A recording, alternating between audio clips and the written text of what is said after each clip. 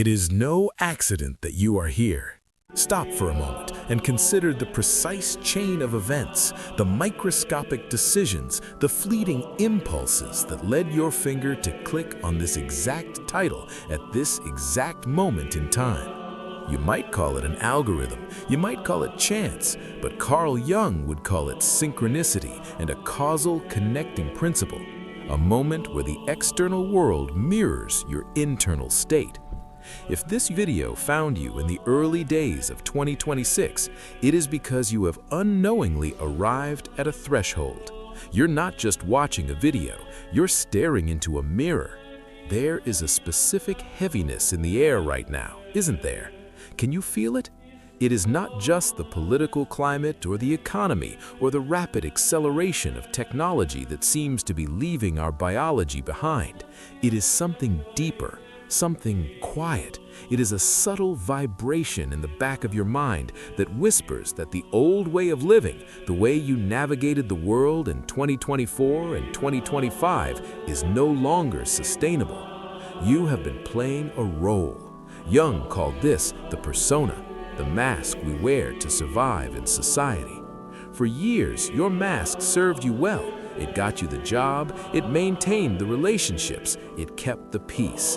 But lately, the mask has become heavy. It feels suffocating. It feels like it is beginning to fuse to your skin, and you are terrified that if you don't take it off soon, you will forget who is underneath it. This feeling of disorientation you are experiencing as we cross into 2026 is not a symptom of failure. It is a symptom of awakening. Jung famously said, "There is no coming to consciousness without pain." You are in pain because you are waking up. You are beginning to realize that the life you have constructed is too small for the spirit that inhabits it. Many of you entered this year expecting a fresh start, yet you feel paralyzed by an inexplicable exhaustion. This is because you are trying to drag a dead version of yourself into a new era. The psyche is a self-regulating system, much like the body. When the body gets a virus, it creates a fever to burn it out. The anxiety, the apathy, the confusion you feel right now, that is the fever. Your psyche is trying to burn away the parts of your life that are not authentic. We are living in an age of mass distraction. The collective unconscious is screaming, but we drown it out with dopamine. We scroll, we consume, we numb. But the fact that you stop scrolling to listen to this tells me that the numbing isn't working anymore. You are looking for something real. You are looking for the signal amidst the noise. Jung believed that the modern man is sick because he has lost his connection to the symbolic life. We have replaced meaning with data. We have replaced wisdom with information. And in early 2026, this disconnect has reached a breaking point. You feel it in your bones, a sense of, is this it? Or perhaps, what am I waiting for? You are waiting for permission to drop the act. But here's the hard truth that Jung offered us. The world will never ask you to drop the act. The world wants your persona. The world wants you to be a reliable cog in the machine. The friction you feel is the resistance of your soul against the demands of the collective. This year, this specific time in history is asking something different of you. It is asking for your individuation. Individuation is not about self-improvement. It is not about becoming better or more productive or richer. Those are games of the persona. Individuation is about becoming whole. And wholeness is a terrifying pursuit because it requires you to acknowledge that you are not just the good person you pretend to be, you're also the darkness you hide. Think about the last few months of 2020. Think about the recurring conflicts you faced, the situations that seem to repeat themselves on a loop. Different faces, different places, but the same emotional outcome. Jung said, until you make the unconscious conscious, it will direct your life, and you will call it fate. You have been calling it bad luck. You have been calling it a bad year. But it was not bad luck. It was your unconscious mind projecting your internal conflict onto the screen of your reality, begging you to look at it. If you are hearing this now, The time for looking away is over. The dawn of 2026 is your invitation to stop projecting and start integrating. This is why you feel isolated, even when you are surrounded by people. The journey of individuation is by definition a solitary one. It requires a withdrawal of projections. It requires you to pull back the energy you have splashed onto the world and contain it within yourself. This feels like loneliness, but Jung would frame it as solitude. Loneliness is the poverty of self. Solitude is the richness of self. You are being pushed into solitude because there are conversations you need to have with yourself that cannot happen in a crowd. There are truths about your desires, your fears, and your capabilities that have been silenced by the noise of expectation. Consider the dreams you have been having lately, or the sudden intrusive thoughts that don't seem to fit your character. These are messengers. In the Jungian view, the psyche is not a single unit, but a collection of autonomous forces. Right now, there is a civil war happening inside you. The old king, your ruling ego, is dying, and a new order is trying to emerge. But the old king will not go quietly. He will make you anxious. He will make you doubt your sanity.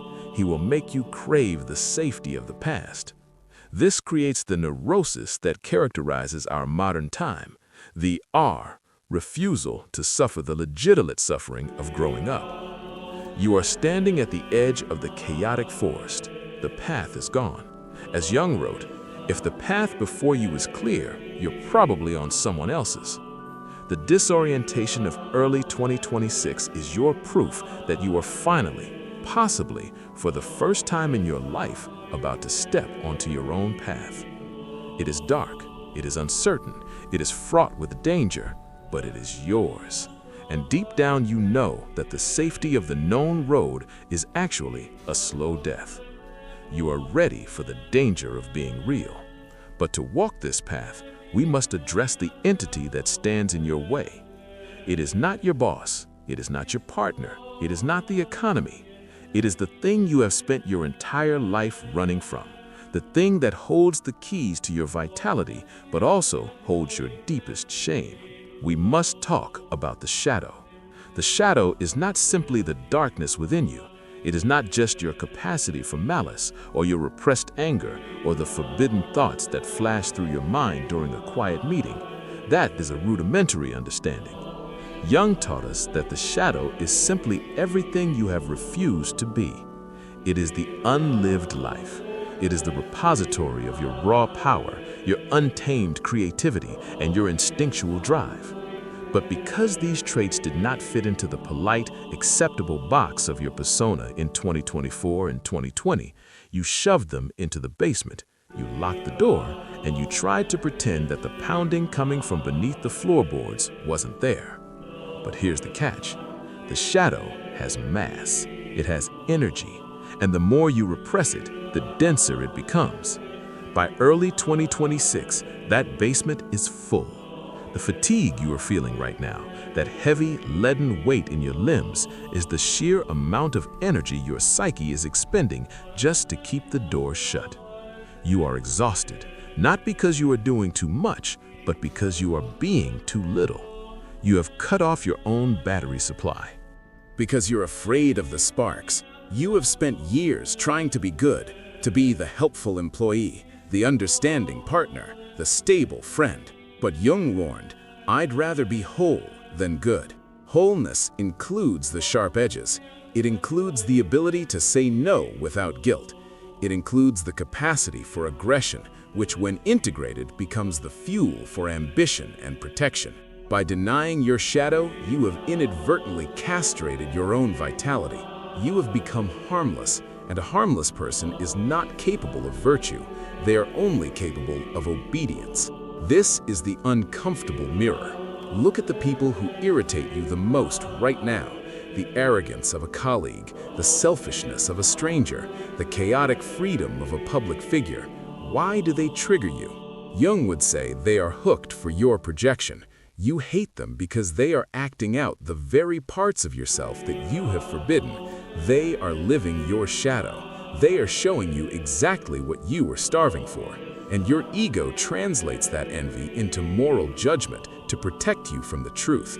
If you are beginning to see your own reflection in this dark water, if you feel the resonance of these words rattling the cage of your own repression, then you are already on the path. It is a narrow road, and few choose to walk it consciously. If you wish to continue this descent with us, to peel back the layers of the psyche week after week, I invite you to subscribe. It is a simple digital gesture, but consider it a signal to your own unconscious that you are no longer looking away, that you are ready to do the work. Because the work that lies ahead is what the ancients called the night sea journey. In mythology, this is the hero being swallowed by the whale. It is the descent into the underworld. Psychologically, it looks a lot like depression. It looks like a loss of interest in the things that used to bring you joy. It feels like you are floating in a void, waiting for a wind that never comes. But this is not a clinical malfunction.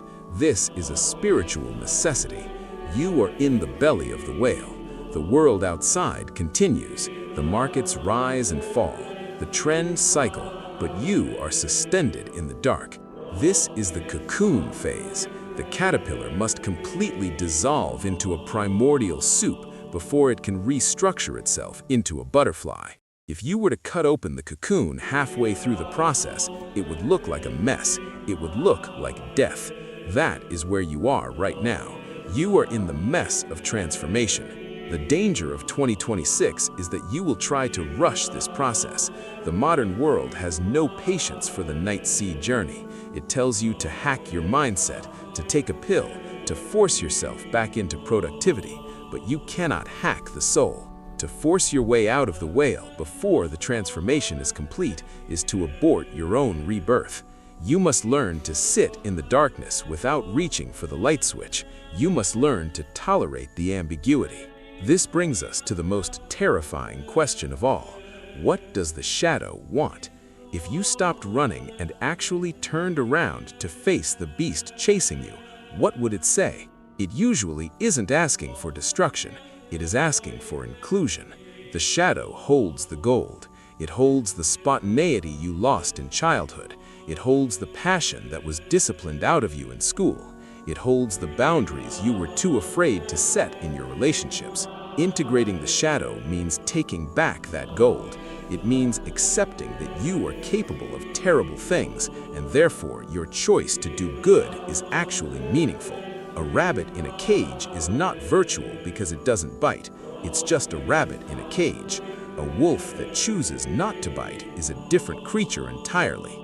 Jung wants you to become the wolf. He wants you to recover your teeth, not so you can tear the world apart, but so you can finally stop the world from tearing you apart.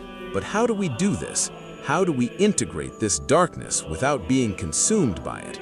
How do we move from this paralyzing state of the night sea journey into the light of a new morning? The answer lies in the third and final stage. Process. It is the concept that is the ultimate goal of human existence. It is the reason you were born, and it is the only thing that will satisfy the hunger you feel in your soul. We call it individuation. Individuation is the masterwork of your life. It is the alchemical process of turning the lead of your trauma into the gold of your character. It is the moment you stop apologizing for your existence and start inhabiting it. Jung described this state not as perfection. Perfection is a human concept, and a boring one at that, but as completeness. To be individuated is to be a vessel that can hold the tension of opposites. You can hold your love and your hate, your kindness and your capacity for destruction, your masculine drive and your feminine receptivity, all in the same space without breaking apart. When you achieve this, or even when you simply commit to the path of it, the anxiety of early 2026 will begin to dissolve. Not because the world gets safer, but because you get sturdier. You stop looking for validation outside of yourself because you realize the only approval that matters is the approval of the self, that divine center within you that knows exactly who you are and has been waiting for you to catch up. You will stop playing the victim of your circumstances.